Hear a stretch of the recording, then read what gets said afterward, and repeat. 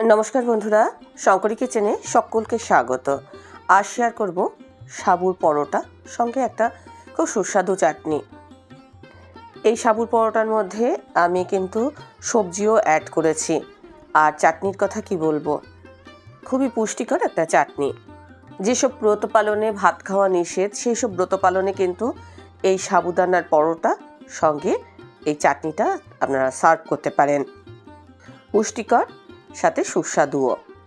শুধু ব্রত পালনই নয়, যে কোনো দিন ব্রেকফাস্টে আপনারা এটা তৈরি করে খেতে পারেন। বাচ্চা থেকে বড় প্রত্যেকেই কিন্তু খুব ভালোবেসে খাবে। আর এই পরোটা ভীষণই সফট হবে। চলুন রেসিপিটা শুরু করা যাক। আজকের রান্নায় আমি 1 কাপ সাবু ব্যবহার করেছি। এটা বড় দানার সাবু, চাইলে ছোট দানার সাবুও ব্যবহার করতে পারেন। সবার আগে সাবুটাকে শুকনো খোলায় আমি ভেজে নেব, একটু মুচমুচে করে নেব। সাবুটা যখন ভাজবেন তখন দেখবেন সাবুর কালারটা আস্তে আস্তে আরও সাদা হয়ে যাচ্ছে। এটা ঠান্ডা হলে তারপরে এটা আমি গুঁড়ো করে নেব।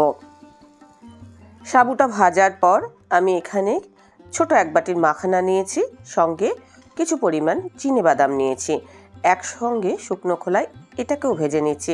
চিনেবাদামটা ভাজাই ছিল, তবে সামান্য একটু মুচমুচে করার জন্য আরেকবার ভাজছি। কাঁচা চিনেবাদাম হলে সেটাকে আলাদা করে ভেজে খোসা ছাড়িয়ে নেবেন। এদিকে দেখুন সাবুটা ঠান্ডা হয়ে গেছে আর আমি এটার গুঁড়ো করে নিয়েছি। আজকের রান্নাতে আমি সবজি ব্যবহার করব বলেছি, আজকের রান্নায় আমি লাউ ব্যবহার করব। যেরকম পরিমাণ সাবু আপনারা নেবেন সেই অনুযায়ী বুঝে সবজি অ্যাড করবেন। লাউয়ের খোসা ছাড়িয়ে লাউটা আমি ধুয়ে নিয়েছি। এবার একটা গ্রেটারের সাহায্যে লাউটাকে গ্রেট করে নিয়েছি। লাউ এমনিতেই নরম জাতীয় জিনিস, আর গ্রেটারের সাহায্যে গ্রেট করে নিলে এটা কিন্তু কুক হতে সময় নেবে না। এখানে আমি কিছু পরিমাণ ধনেপাতা কুচি করে নিচ্ছি কিছু কাঁচা লঙ্কা। এখানে 2-3টে কাঁচা লঙ্কা আমি কুচি করে নেব। সবার আগে আমি সাবুর যে পরোটাটা করব সেটা একটু রেডি করে নিই। সাবুর গুঁড়োর মধ্যে আমি স্বাদ মতো নুন দিলাম, নুনটা ভালো করে মিশিয়ে নিয়েছি। এবার আমি যে লাউটা গ্রেট করে রেখেছিলাম সেই লাউটা সাবুর মধ্যে দিয়ে দিলাম। এর থেকে কিন্তু আমি জল নিগড়ে বের করে দিইনি, কারণ সাবুটার মধ্যে এই যে লাউয়ের জলটা অ্যাবজর্ব করে নেবে। ভালো করে চটকে মাখিয়ে আমি এটা একটু রেস্ট দেব। সাবু তো জল অ্যাবজর্ব করে, লাউয়ের যে জলটা থাকবে সেই জলটা কিন্তু এই সাবু অ্যাবজর্ব করে নেবে। এটা এখন রেস্টে থাকুক। পরে এর মধ্যে আরও কিছু জিনিস আমি অ্যাড করব। এখন আমি চাটনিটা তৈরি করে নিয়েছি।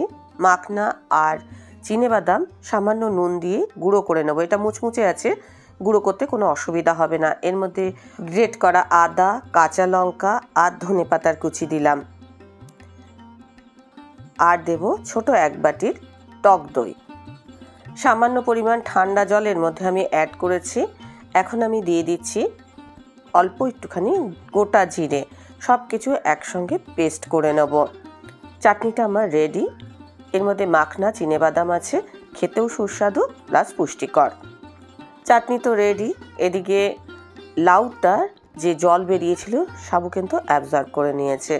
এখন এটা এরকম দেখাচ্ছে। এর মধ্যে আমি গ্রেট করা পনির দেব। পনির দিলে টেস্টটাও খুব ভালো হবে। এখানে সবজিও খাওয়া হচ্ছে, সঙ্গে পনির আছে। এর মধ্যে আমি এখন দিয়ে দিলাম অল্প পরিমাণে ধনেপাতার কুচি, কাঁচা লঙ্কার কুচি, আর দিচ্ছি আদার কুচি, সঙ্গে দিচ্ছি গোটা জিরে। হাতের সাহায্যে ঘষে আমি গোটা জিরেটা দিয়ে দিলাম। সব কিছু ভালো করে মিশিয়ে নেব। এখন এটা একটু ড্রাই ড্রাই লাগছে, এর মধ্যে পরিমাণ মতো জল অ্যাড করতে হবে। যেরকম জল মনে হবে প্রয়োজন সেই অনুযায়ী জলটা অ্যাড করবেন, না হলে এটা আটো ভাব আসবে না। এটা একটা ডো টাইপের তৈরি করতে হবে। আমি এখানে 1/4 কাপ মতো জল অ্যাড করেছি।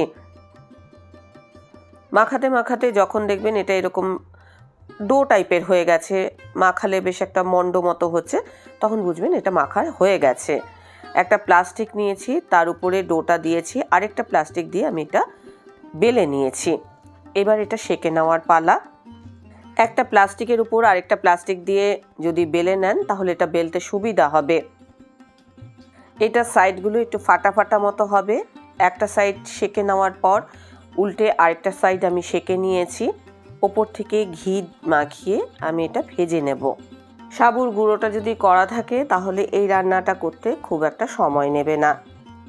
এর মধ্যে যেহেতু লাউটা আমি গ্রেট করে দিয়েছি, কুক হতে কিন্তু বেশি সময় নেবে না।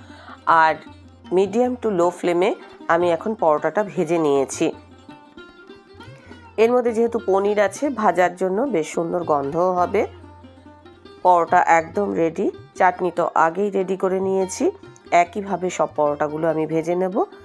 পরোটাগুলো দেখুন কতটা সফট, মুড়ে দিলে একদম নরম হচ্ছে। বয়স্ক মানুষদেরও কিন্তু খেতে কোনো অসুবিধা হবে না। রেসিপিটা ভালো লাগলে অবশ্যই একটা লাইক দেবেন, প্রচুর প্রচুর শেয়ার করবেন। আমার চ্যানেলটা ভালো লাগলে অবশ্যই সাবস্ক্রাইব করে আমার পাশে থাকবেন। দেখুন চাটনিটা আমি সার্ভ করলাম। চাটনিটাও কিন্তু খুব সুন্দর, ঠিক, খেতেও ভালো হয়েছে। আজকের রেসিপি এই পর্যন্ত। দেখা হবে নতুন কোনো রেসিপি নিয়ে নতুন কোনো এপিসোডে। এতক্ষণ আমার সঙ্গে থাকার জন্য অনেক অনেক ধন্যবাদ।